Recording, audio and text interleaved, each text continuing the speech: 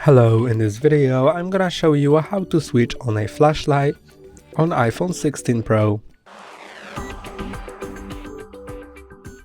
To switch on a flashlight, slide down from the right top part of your screen to reveal Control Center, and now click on the flashlight button. You can see now that the flashlight is on.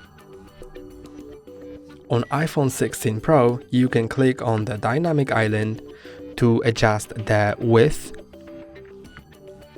of the flashlight and the intensity. So you can make the flashlight wider or more focused, and you can adjust the intensity.